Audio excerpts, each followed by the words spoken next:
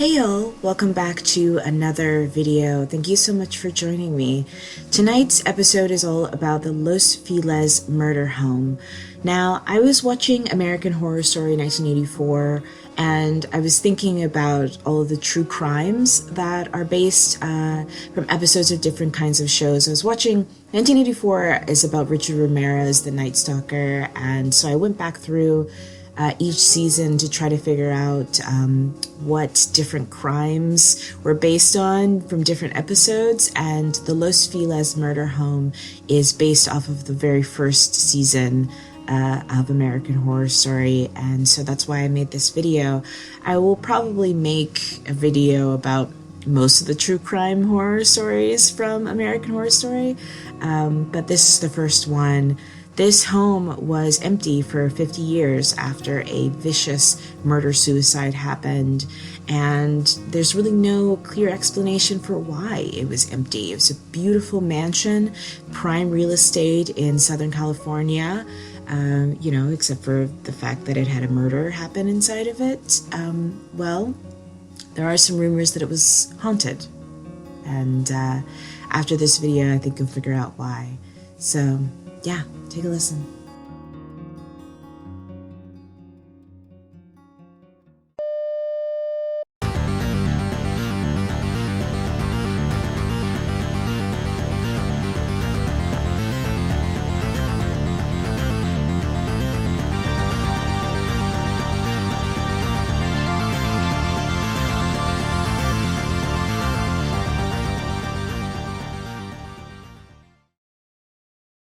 The house stood upright on the hilltop, staring down on everyone who dared to approach it. In the large balcony window, you almost expect a light to appear, and maybe, too, a silhouette. For over 50 years, the house stood empty, but not entirely alone. The Christmas tree was already up, perhaps with presents wrapped with gold bows sitting underneath. A TV that used to play hits like American Bandstand is nearby, and in the distance, a spiral staircase that leads up to bedrooms where children used to sleep. The wallpaper is faded, crumbling, the kitchen is covered in dust and debris, and there is cat urine on every surface and corner. This house is a capsule. It's lost in time, untouched by its former owners for over 50 years. But why? Why buy a home as opulent and in such prime real estate location as this was, estimated to be worth over $2 million, and never live there? No one has ever lived there after what happened on the night of December 6, 1959. According to LA Weekly writer Brian Clune, quote, Dr. Harold Pierson was a prominent surgeon specializing in allergies and cardiothoracics.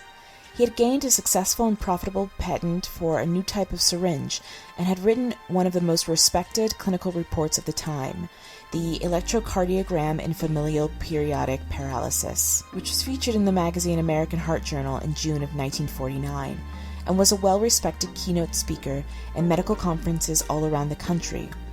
Pierson was an assistant head of cardiology for the School of Medicine in USC and was on the surgical teams of cardiology at the Los Angeles County General, Cedars of Lebanon Hospital, and the Santa Fe Hospital of Los Angeles. Dr. Pierson's life, by all accounts, was a storybook life of wealth, fame, and unmitigated success. So then what I'm about to tell you really won't make a lot of sense.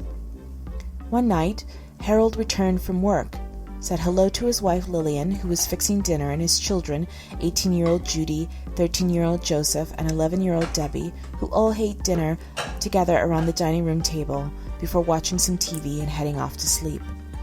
Somewhere around 4 a.m., Harold woke up. He gathered himself out of bed, headed downstairs to a toolbox, and took out a ball-peen hammer. He then climbed the stairs again and entered his bedroom, where he struck his wife in the head, over and over and over again, until she was an unrecognizable mess. At that time, Judy heard her mother's cries, the sound of her head being struck, the grunt of her father's blows, and awoke. When Harold moved, covered in the gore and viscera, to her room, raised the hammer again, and came down onto her, Judy raised her arm. This broke the blow. but the hammer still made contact with her head, and Judy, stunned and shocked, stumbled toward and screamed at her father. It was then that little Debbie walked into the room. She must have scared her father. He hadn't anticipated that Debbie would be so eager to meet her end, but she had to wait her turn. He came to her, and kneeling down so that his bloodied face and hers were at eye level, he told her it was all a dream and she should go back to sleep. What Harold didn't know was that Judy's screams had woken the neighbors, who already had called the police. While Harold talked to Debbie, Judy ran out of the home to meet the neighbors in the yard, her face streaked with blood and panic. Harold then returned to her room, but she was gone by then. He searched for Judy. Under the bed, in the closet, she must be hiding from him, but he was on a mission. Someone else had to die that night. While he searched for Debbie, unquieted by the most bizarre dream that she had ever had, she roused her brother Joseph, and quietly as they could slipped out of the house. It was then that Harold noticed it. The quiet. The house was empty, and he knew he had failed. But one more person had to die that night. So he moved to the bathroom, where he grabbed a bottle of tranquilizers and painkillers and took the remainder of the bottle that put an end, finally, to Harold's night of terror. No one knows why he did it. There was no note, nothing leading up to it, just rumors. The Pierson's family were facing money problems, some people said. Others said that Harold had been seeking treatment for a mental illness and spent time in a mental ward for suicide attempts.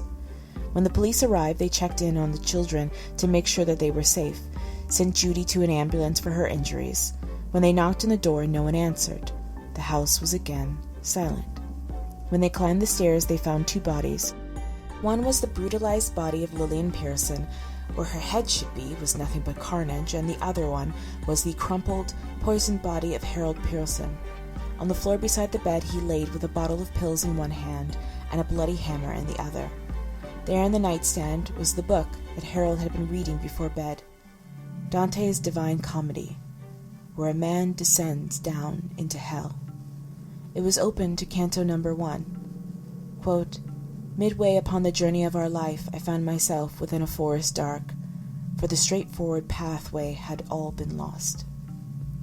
The children were taken away to live with a family member to recover from their injuries, both physical and emotional. A year later, the house was sold, but the ones who bought it never moved in. They left the house in the same condition that it was in the night of 1959. Why?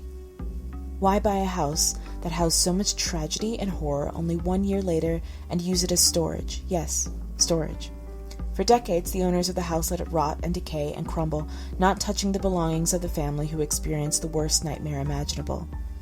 If you believe the former owners, there was no reason.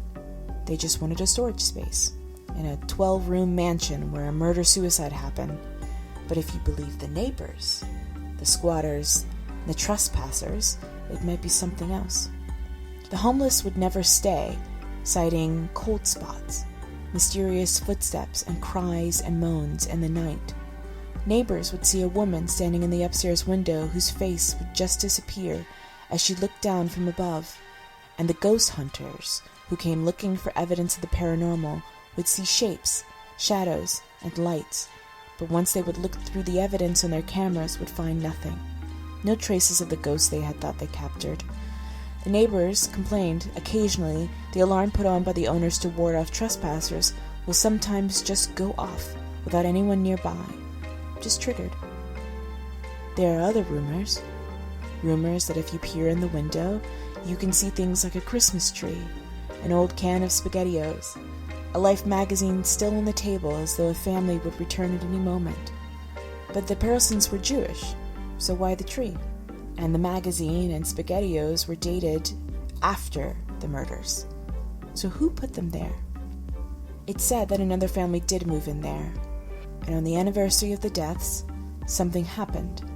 Something so terrifying and strange that the family just left, just got in their car and just drove away, not taking any of their belongings with them. In 2016, the house went up for sale. It was described like, quote, A 1925 house features 4 bedrooms and a grand entrance with a step-down living room with serene views, formal dining room, library study, large kitchen, and a ballroom with a bar on the 3rd floor. It sounds perfect.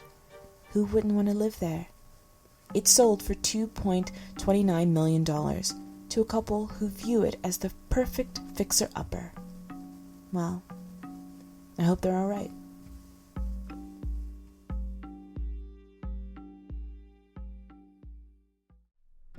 Thank you for watching tonight's episode. I really hope that you liked this video, and I'll be back again with another video.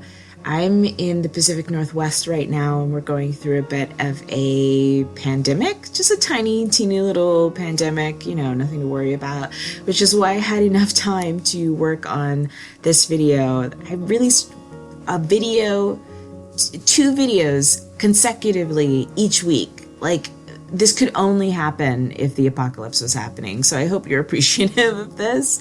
I can't guarantee that I'll be back again next week with another video, but I will work very hard to try to do this weekly. Yeah, I had a lot of fun making this video. Well, fun isn't really the right word, but I had a lot of fun being productive.